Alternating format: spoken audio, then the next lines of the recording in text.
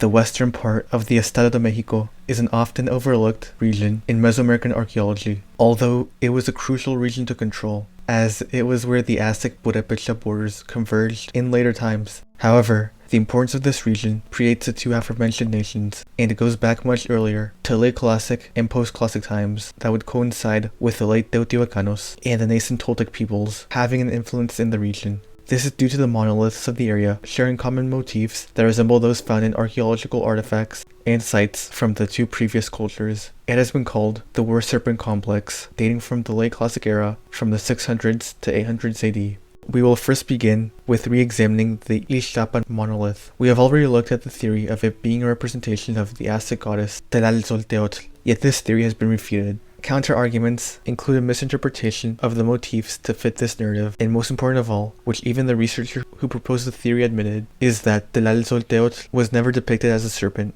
in Aztec artwork of the goddess. Instead, it depicts an amalgam of the symbols of previous cultures fused together to represent a larger picture that is both militaristic and representative of rebirth. The unnatural S-shaped fangs date this piece back to the late classic era, or 650s to 850s AD, as it is similar to those found in contemporary sites in central Mexico, such as Xochicalco and Cacaxtla. A similar serpent head found in a now bulldozed site called La Peña in Valle Bravo has similar dentition to that of the Ixtapan monolith. Next, we will look at the main reptilian figure it is based on, the war serpent. The origins of the war serpent lie in the Micacuatli phase of Teotihuacan from 15 to 225 AD, on the facade of the temple of Quetzalcoatl, erroneously associated with Tlaloc due to the warrior's goggles, as the eyes are on the side. These serpent heads may represent the origins of what would become the fire serpent the Aztecs would call Xiuhcoatl, and the appearances of them as headdresses in the classic era Teotihuacan and subsequent Mesoamerican cultures. It represented fire,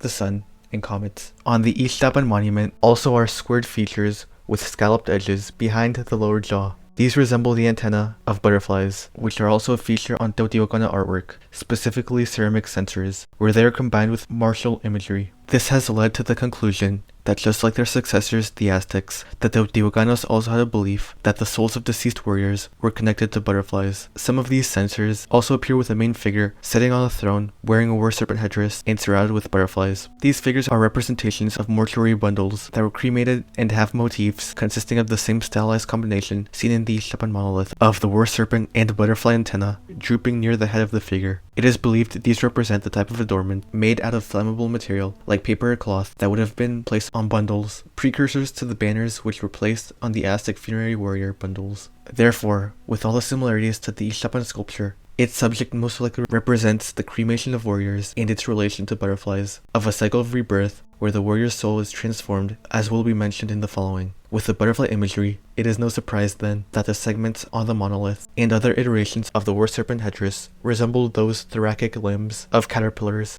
In the beliefs of the Teotihuacanos, the mortuary bundle represented the chrysalis, which transforms the warrior's soul into a butterfly. Interesting to note is that the caterpillars of the western Estado de Mexico today are called azotadores, or whips, and are infamous for having a burning sensation when their bristles come into contact with skin. Perhaps this is where the association with fire, transformation, and the souls of warriors going through a metamorphosis into butterflies being cremated in a symbolic cocoon that is the mortuary bundle. To add to this mounting evidence, the motif above the skull, while being reminiscent of the Xiuhmolpili, resembles flammable bundles of acote or pine that is common in the region. The volutes on the left side of the figure's antenna look like smoke emanating.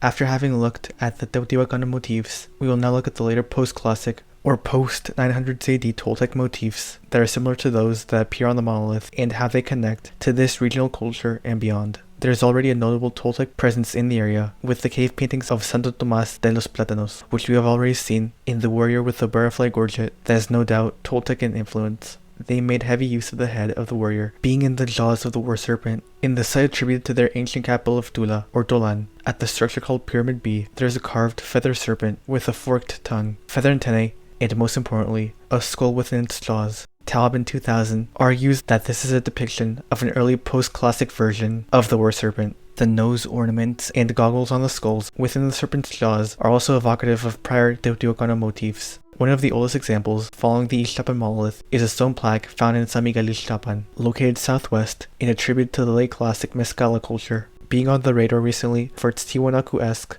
geometric stone sculptures, but that's a topic for another day. The stone plaque depicts a skeletal figure wearing a war serpent headdress with curved fangs, large round eyes, a curled nose, and a tuft of feathers. One sculpture that connects the late classic Teotihuacanos to the early post-classic Tolteca is a stone serpent head found in Valle de Bravo, and it now resides in the LA Museum of Natural History. This sculpture combines the features associated with the aforementioned cultures, portraying a human face within the mouth of the war serpent, with goggle eyes, antenna, a tuft of feather on the nose, and a protruding forked tongue.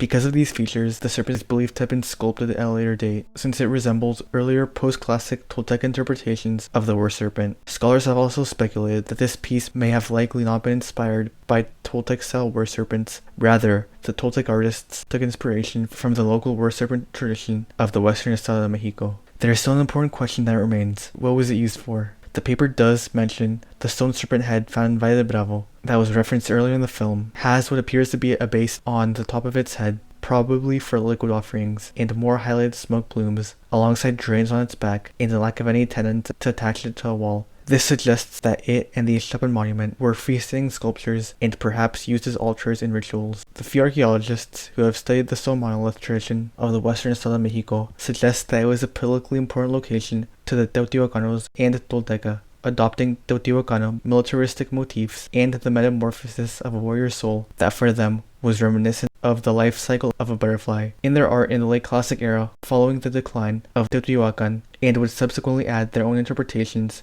and symbols to the war serpent motif. This ideology of the fiery metamorphosis and rebirth would be adopted by the later Tolteca and Aztecs in their portrayals of the war serpent, or as the latter called it, Xiuquatl. Thus, the exploration to prove the stone monolith at Ixtapan del Oro did not simply depict the Aztec goddess de la Teotl, and it ended up revealing a larger tradition of sculpture that goes back further than expected. And it goes to show how understudied the archaeology and history of the western estado de Mexico is, and most importantly, how this sculpture tradition is a visual example of the continuity of use and reinterpretations of symbols and motifs in Mesoamerica.